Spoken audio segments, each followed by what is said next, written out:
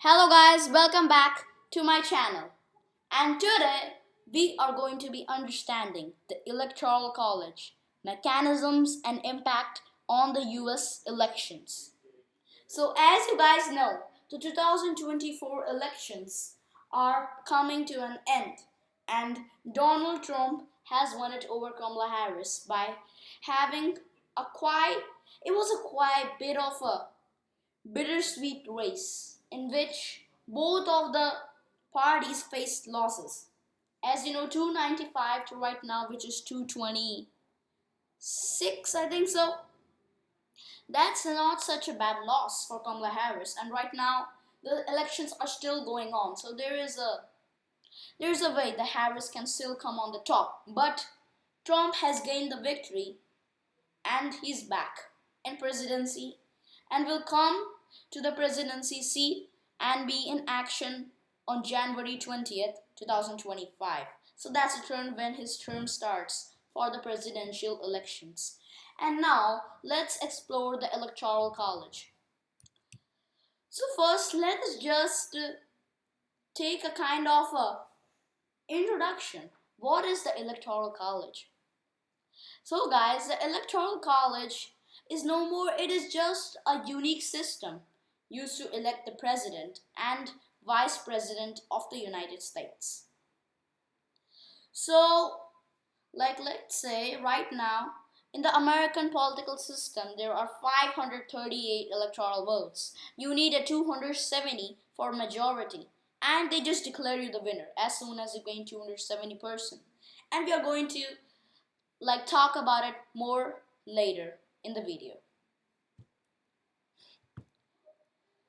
So the Electoral College is a unique system used to elect the president and vice president of the United States. This presentation will explore its mechanisms, how it functions, and its impact on the US elections, including the debates surrounding its effectiveness and relevance today. So let's go! So guys, let me just give you a brief idea of how the Electoral College is. Actually, in the Electoral College, California has 54 electoral votes this election. Florida on number 2, Texas on number 2 at 40. Then even Florida at 40, New York at 28, New Jersey at 14, and many other states over there were actually like so the Electoral College, it's basically, let me explain you. How do you win one state? So it's not a constitutional system followed in America for the presidential elections. It is a type of basically if you get the most popular vote. So in let's say there are two parties which always fight for the election in America. It's either the Republican Party, in which right now Donald Trump is, or either it is the Democratic Party, in which Kamala Harris and Joe Biden, who was a former ruler, just once before, but now let's say Trump is the ruler. Yeah, he just won the elections like 1 day ago. So in this video, we are going to be understanding how does the Electoral College actually work. I'm going to give you more information on this later forwards. The Electoral College consists of 538 electors who formally elect the president and vice president. Each state has a certain number of electors based on its population and congressional representation. Understanding this system is crucial for grasping how votes translate into electoral outcomes. So guys, let me tell you, this system is kind of difficult to understand. Yeah, but I'm here and I'll explain it to you further. So it's not going to be as challenging like it was for me to understand the system. Yeah. So we will use a live example later. So guys, let us take an example of Florida. This time in Florida, let's say 55.7% is going to Trump and Kamala Harris is having a population of percentage from to 45%, let's say. I don't know the exact results we have, but it was kind of close to 45, yeah, 45.7, something like that, and 55.7 for Donald Trump. Yeah, so let's give like that. Now, who is winning all of the? Now in Florida, there are 30 electoral votes. In the election, first it will show reporting how much percentage is actually come. Now, when it's around to 60 to 40 to 30%, they make the results. And when they make the results, they try to make an outcome. So basically, somebody is actually going to win. And over there, in the results, that's what we are going to see. How do they win it? In the results, as usual, there are around two.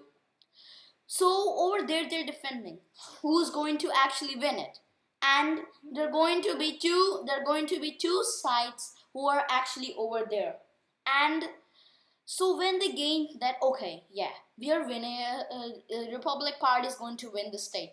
Let's give them. So the media, the Associated Press, the AP, which calls the race, they're going to make a guess, or they're going to use all of the trends. Who was elected in Florida was Donald Trump, and then they're going to make an educated guess and say, okay, all of the seats, all of the electoral votes have gone to Donald Trump for Republic, because if you win the popular vote in one state and you're declared as the winner, even though it's not 100% reporting, you get all of the number of electoral votes in it.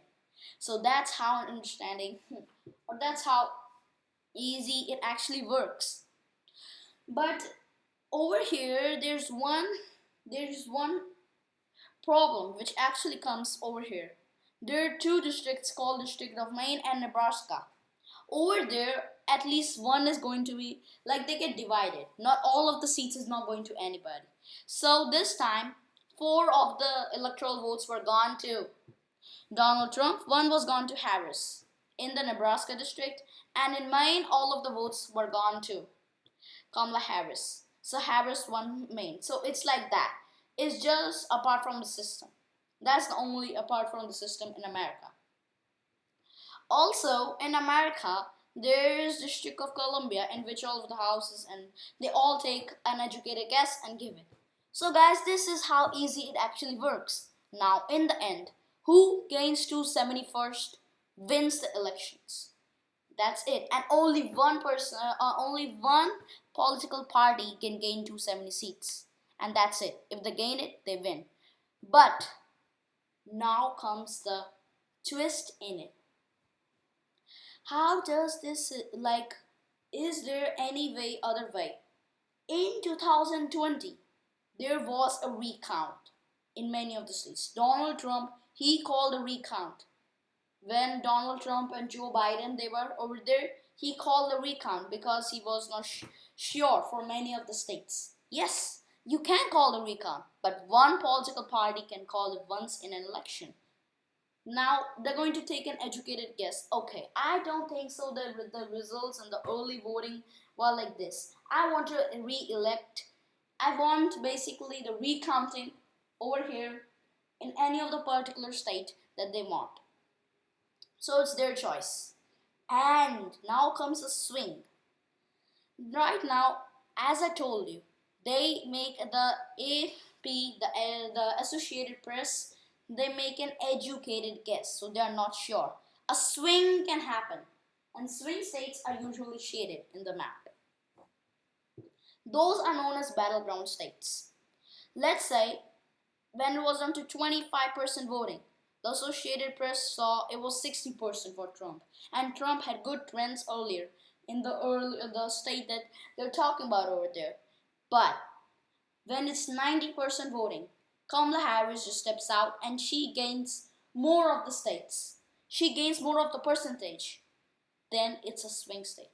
So the AP will have to put as lost as how many electoral votes it was over there. Yes, this is the thing of stealing electoral votes. So you have to actually, Election is happening. You can run campaigns. Yeah. You can deliver some speeches in between to make people divert their decisions before they're not voting. But let me tell you, when a state polling happens, people cannot vote more again. So the campaign won't be so much effective. Okay, now let's see what the slide says. During a presidential election, voters cast their ballots for a slate of electors pledged to a candidate. The candidate receiving the majority of votes in a state typically receives all of that state's electoral votes, leading to a winner takes all system in most states. Yes, this is the system. But let me tell you, America doesn't use EVM, electronic voting machines. They use paper ballots. So how do they use? I hope you might have given some tests in which there was an OMR sheet. You have to fill out your name, your ID. Yeah, that's it. That's the same thing. Then over there, you have to shade the option. You're voting for Democratic, Republic. Then they put the OMR sheet or the ballot that you voted for inside the counting machine. Now the machine will take the shaded. If you shade it nicely, they will see who did you vote for, and then they'll start calling it. They will give the results to the Associated Press, and the press will start making results. Yes. So it's basically the winner takes all.